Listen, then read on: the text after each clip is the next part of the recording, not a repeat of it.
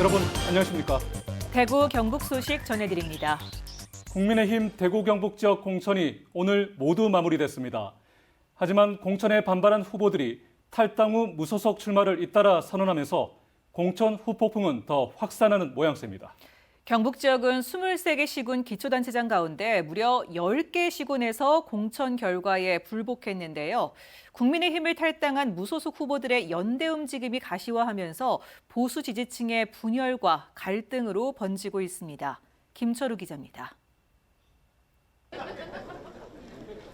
흰색 상의를 입은 후보들이 줄지어 입장하는 시민들에게 인사를 나눕니다.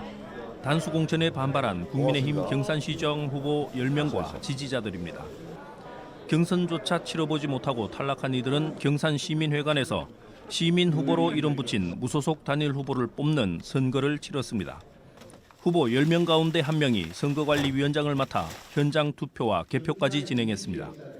투표 결과 오세혁 후보가 승리했음을 보고합니다. 경쟁 후보는 물론 나머지 후보들은 당선된 단일 후보에게 축하 인사를 건넸습니다. 더 이상 국회의원 1명에게 농락당하고 있을 수 없다며 이들 모두 무소속 단일 후보를 도와 선거운동에 나서기로 했습니다. 국회의원의 전형에 대해서 모두들 공론한 상태이기 때문에 그 힘을 하나로 모으는데 큰 어려움은 없다고 생각합니다.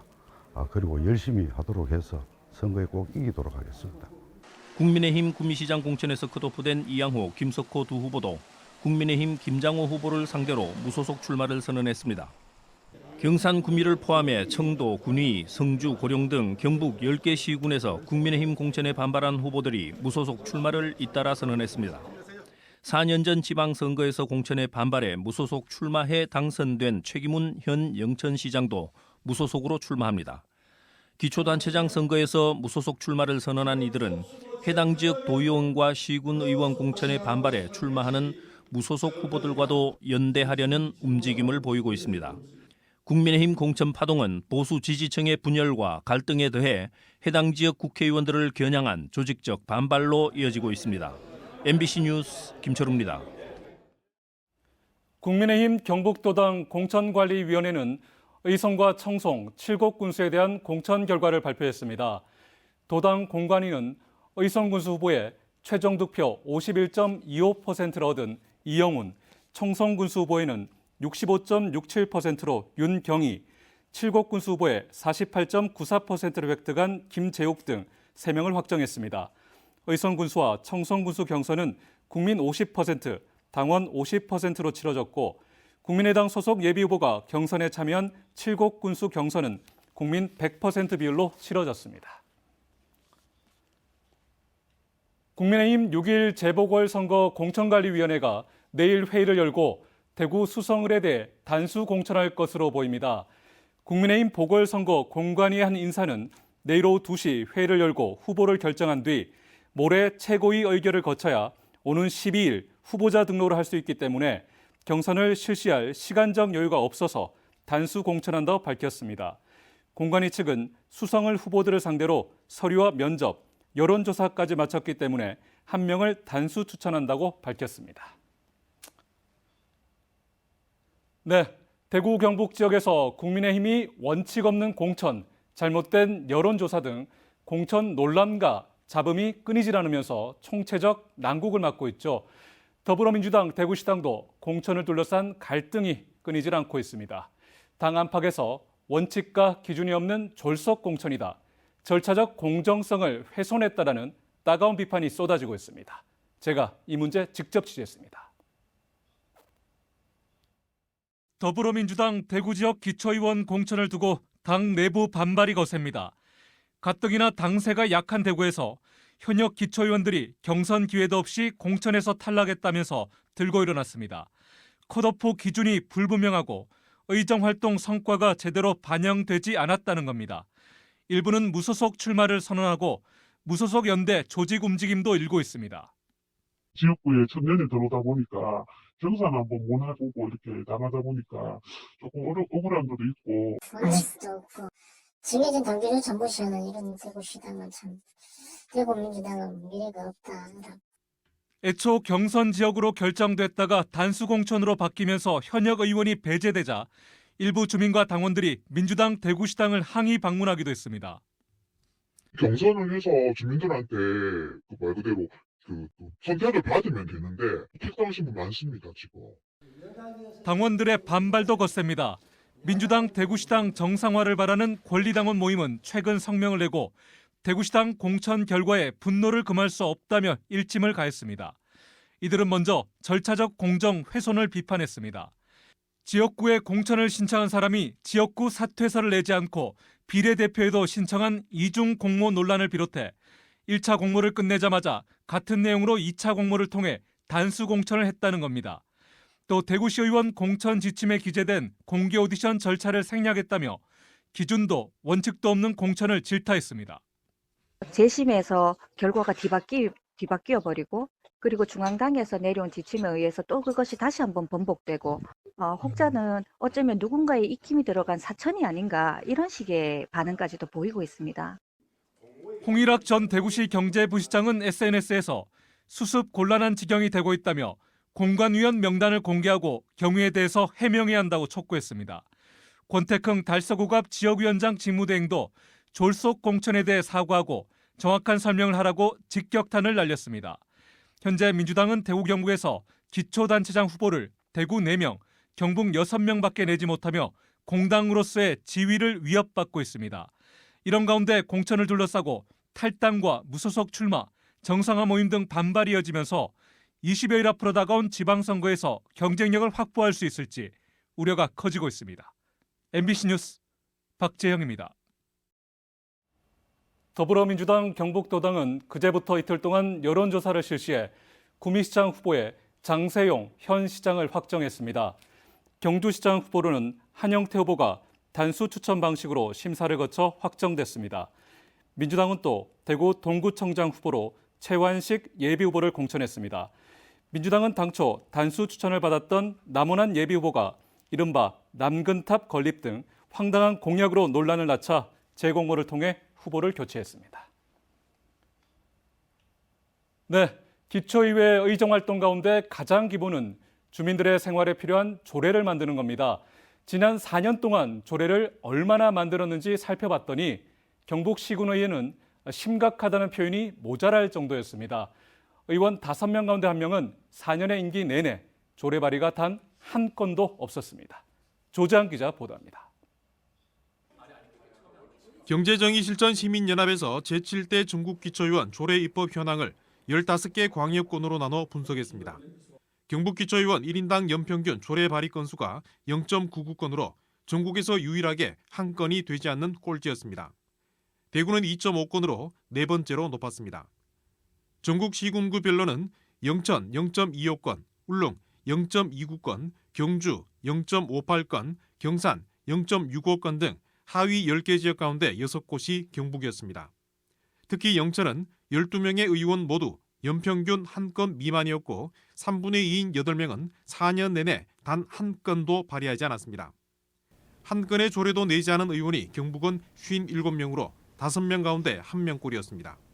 대구는 7명이었습니다. 그러니까 의원 조례 발의하는 게 생각보다 어렵더라고요.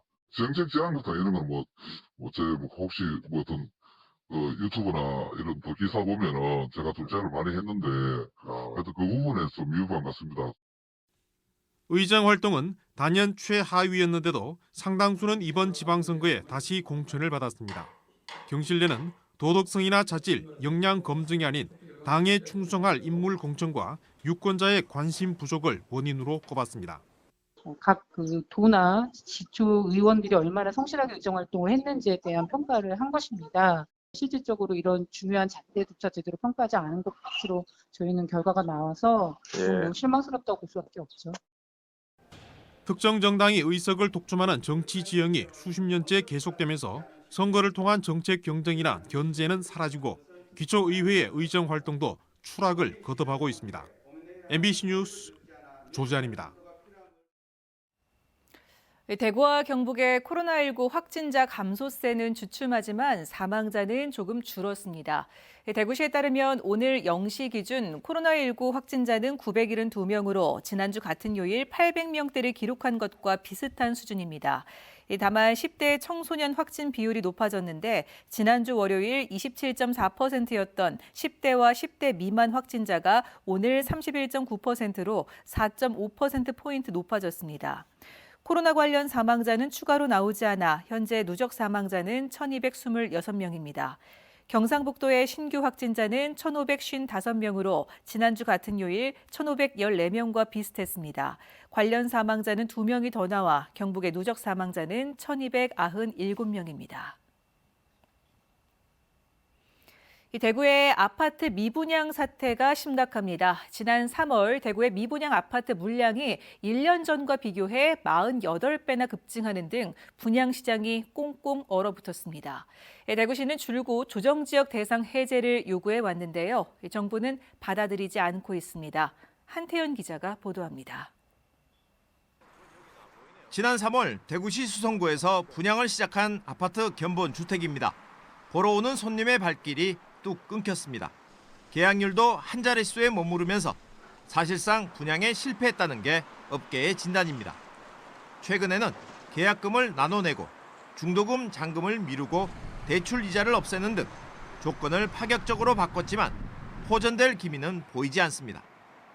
최근 분양한 다른 아파트의 사정도 마찬가지입니다. 미분양으로 사업 진행이 엄청 어려움 많죠. 예, 특히 이제 원자재 급등으로 건설 공사 금액이 늘어났고 미분양까지 겹치니까 어려움이 만만이 아닙니다. 지난 2021년 12월 2,000건 아래였던 대구의 미분양 아파트는 지난 3월 기준 6,572가구로 1년 전인 2021년 3월 153건과 비교해 48배 늘었습니다. 지난 3월 아파트 청약률도 1.3%로 지난 2021년 5월 10.8%와 비교해 8분의 1로 줄었습니다. 올해 대구에 공급될 아파트는 2만여 가구. 평년 공급 물량 12,000가구의 2배에 육박해 미분양 사태는 더 심각해질 전망입니다. 대구시는 1년 반 전인 2020년 12월 지정한 조정지역 대상에서 해제해 줄 것을 정부에 줄기차게 요구했습니다. 하지만 정부는 다른 지역과의 형평성 문제, 풍선 효과 등을 우려해 대구시의 건의를 받아들이지 않았습니다. 대구시는 침체된 대구 부동산 시장을 살리기 위해서는 조정 대상 지역 해제가 시급하다는 의견을 새 정부에 전달하고 지속적인 압박을 계속할 방침입니다. 지난해 10월부터 아파트 가격이 하락하고 조정 지역 대상 지정 기준 가운데 주택 보급률을 제외한 모든 필수 선택 요건에 부합하지 않는다는 점을 강조하면 6월에는 해제가 가능할 것으로 보고 있습니다. 향후 한 2년, 3년 후에 공급할 물량도 지금 충분하거든요. 그래서 그런 부분은 이제 크게 걱정하지 않아도 된다는 걸 저희들이 이제 국토부에다가도 이번 6월달 해제 심의할 때는 꼭 필히 반영이 될 수 있도록 저희들이. 현재 전국의 미분양 주택은 27,974가구. 이 가운데 대구가 23%를 차지하고 있습니다. 전문가들은 수도권 집값을 잡기 위한 각종 규제책이 지역의 부동산 경기, 나아가 경제 전반을 침체시킬 우려가 크다면서 지방 실정에 맞는 부동산 정책을 주문하고 있습니다. MBC 뉴스 한태현입니다. 경북 경주시에 있는 현대중공업 공장에서 질소 탱크가 폭발하는 사고가 일어났습니다. 폭발의 충격은 엄청났는데요. 바로 옆 공장 건물이 무너지면서 직원 3명이 중경상을 입었고 탱크는 100m나 날아가 떨어졌습니다. 배현정 기자가 보도합니다. 경북 경주시 외동읍에 있는 현대중공업 해양 배관 공장에서 4.9톤 용량의 질소 탱크가 폭발했습니다. 폭발 충격에 이 공장뿐만 아니라 40m가량 떨어져 있는 다른 업체의 공장 건물도 무너졌습니다. 또 이 업체 직원 1명이 건물 더미에 깔려 다리가 부러지는 등 노동자 3명이 중경상을 입었습니다. 탱크 전체가 이렇게 날아가서 공터에 떨어졌고 그 압력에 의해서 그 옆 공장에 거기 그 압력에 의해서 일부가 건물이 파손된. 3m 길이의 질소 탱크는 폭발하면서 100m나 날아가 공장 공터에 떨어졌습니다. 현장에는 폭발 위험이 높고 인체에도 유해한 에틸렌 가스 탱크도 설치돼 있어 하마터면 대형 사고로 이어질 뻔했습니다. 인근 주민들은 집이 흔들릴 정도의 굉음에 크게 놀랐습니다. 뿡 가는데 소리가 무척이나 커. 집이 울컥거려. 그래서 이 뭐가 좀 이상하다. 다이아폰 그 소리는 아닌데 그러면서 무척이나 놀랐지요. 폭발한 탱크에는 용접용 액체 질소 2.7톤이 들어있었는데 지난 6일 이후 사용하지 않아 정확한 폭발 원인은 밝혀지지 않았습니다. 경찰은 국립과학수사연구원과 합동감식을 통해 안전밸브 이상이나 질소 탱크 관리 상황 등 현대중공업의 과실 여부를 조사할 계획입니다. MBC 뉴스 배현정입니다. 경찰의 신변보호 대상이던 전 연인을 살해한 40대 남성이 구속됐습니다. 대구지방법원 김천지원은 살인 혐의로 40살 A씨에 대해 구속영장을 발부했습니다.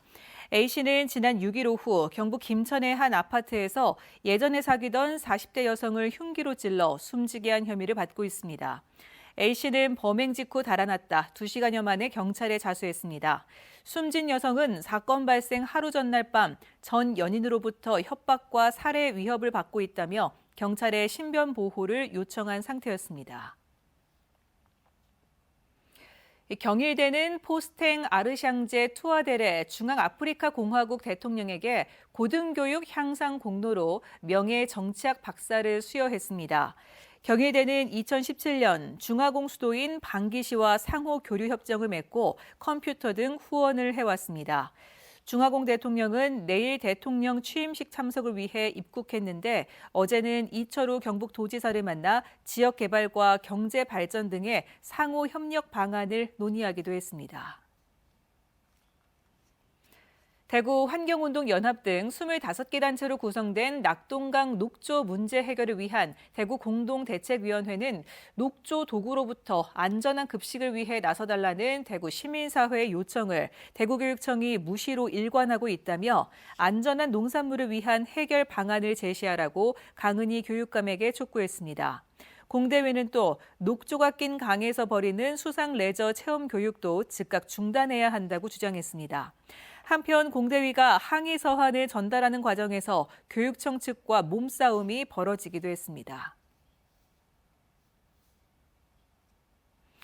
유네스코 세계기록유산 아시아태평양 지역위원회 사무국이 한국국학진흥원에 오는 7월에 들어섭니다. 경상북도는 이 위원회가 아태 기록유산과 관련해 다양한 프로그램을 진행하고 있는데 특히 2년마다 국가와 단체들의 신청을 받아 총회에서 아태 기록유산 등재 여부를 결정한다고 밝혔습니다. 사무국 유치에 힘입어 위원회 제9차 총회를 오는 11월 안동에서 열게 됐습니다. 경상북도는 안건 가운데 경상북도에서 신청한 내방가사와 삼국유사도 포함돼 있어 등재 여부가 관심이라고 덧붙였습니다.